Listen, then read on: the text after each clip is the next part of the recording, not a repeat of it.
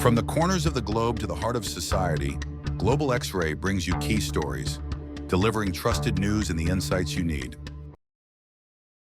This is the Ivy League graduate and valedictorian who police say is the suspected CEO assassin. Luigi Nicholas Mangione. Luigi Mangione is from a wealthy Maryland family. He was valedictorian at his graduation from a $40,000 a year private school with a carnation in his buttonhole. It's been an incredible journey, and I simply can't imagine the last few years with any other group of guys. Thank you.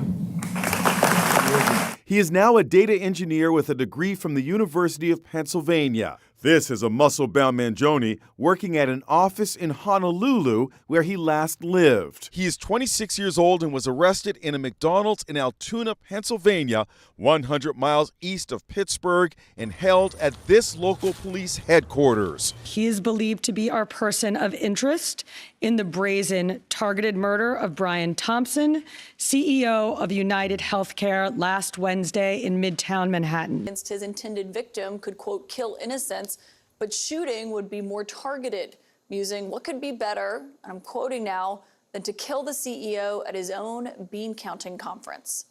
This is coming as we are learning more about the suspect's life beforehand, including a report from the New York Times that Mangione's mother filed a missing persons report about him in San Francisco on November 18th, and also that he stopped communicating with his family and his friends about 6 months ago. Yet apparently no one who knew him and knew that he was missing recognized him in those surveillance photos that have been plastered everywhere for the last several days. Tonight, that's prompting a whole new set of questions about what was happening in Mangione's life behind those smiling photos that we've now seen on social media, and also questions about an injury that he suffered in 2023 and what happened to him ever since. My lead source tonight is the attorney who is representing Luigi Mangione, Thomas Dickey, and it's great to have you here, sir. I just want to say thank you. I know this has been moving very quickly, and you said earlier you were retained today to represent him. And so can you just tell us, how's your client doing in jail tonight? Well, Caitlin, thank you for having me. As I've been saying all day, if you put yourself, I tell everybody to use their common sense. Here we have a young man who is incarcerated without bail, as you alluded to, and apparently he's going to be charged with murder in the state of New York. If you use your common sense, I'm sure he's, it's concerning. That's all I can say. Well, you've been an attorney for decades. What did you make of the way he went into court earlier, that outburst that he had? I'm still analyzing that. I was actually on the other side of the wall when he came in, so I didn't hear all that statement. I've been busy all day, so I haven't had a chance to analyze that. So, I'm not going to comment on something, unfortunately, until I can have a chance to hear that in detail. Last week, the CEO of United Healthcare was shot dead in New York. His name was Brian Thompson. He led one of the biggest insurance firms in America. His killer is a 26-year-old man, Luigi Mangione. The cops couldn't arrest him from the crime scene. All they had was a CCTV photo, so naturally they released the picture online. The hope was that someone would see him and tip them off. But guess what happened? Some internet users found the assassin cute. They began thirsting over his smile. If you think that's weird, buckle in. Luigi was finally arrested on Monday from a McDonald's in Pennsylvania. Someone spotted him there and alerted the cops. Again, guess what happened next? Internet users began dropping negative reviews for that McDonald's. They called the staff rats and snitches. Why? Because they tipped off the police. And it doesn't end here. The bullet casings used by Luigi were engraved. They said, "Deny, defund, and depose." Those words are linked to a book published in 2010, a book that criticized the health insurance industry. On social media, sympathy is pouring in for the shooter. He's become a sort of a hero, a man who stood up to the insurance industry. Meanwhile, the CEO is getting the stick, the man who's dead. Some users say he got what he deserved. What explains these topsy-turvy emotions? Well, first of all, let me say this.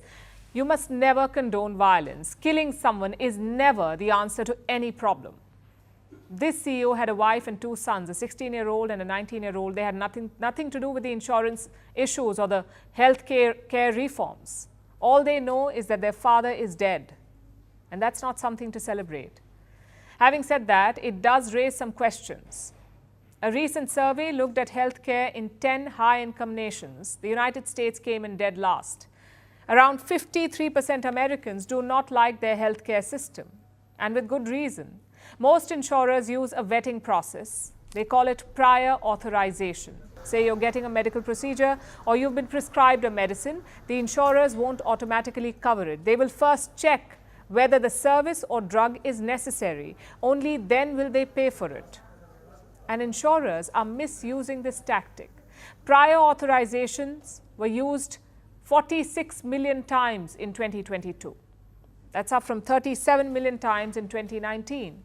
And this is not for the general population. This is for people aged 65 and above, and also specially abled people. Even after this vetting, approval is not guaranteed. United Healthcare, for example, denied almost 9% of the requests. And don't forget the delays. All of this vetting consumes valuable time. 94% doctors said that this process delayed care. 78% said it led to patients abandoning treatment. And 25% said it led to adverse events in patients. If you go online, you can find many such stories. Doctors prescribing medicines or procedures only for insurers to deny it. So there is genuine anger against insurance firms. They have been taking Americans for a ride. Around 18% Americans have taken loans for medical treatment. Their collective debt is $220 billion. This is not unique to America. These problems exist elsewhere as well, including in India. But frankly, it is unacceptable for a country like the US, a country that spends almost $900 billion on its military. So questions are going to be asked, not just of insurance companies and their CEOs, but also politicians. A handful of companies dominate American healthcare. They protect their interests by lobbying politicians. Reports say there are some 3,000 health lobbyists in the United States. They spent a total of $700 million last year. That money is keeping reforms at bay. So America's insurance problems go far beyond one company or one CEO. It stems from a broken system. Outraging on the internet will not fix it.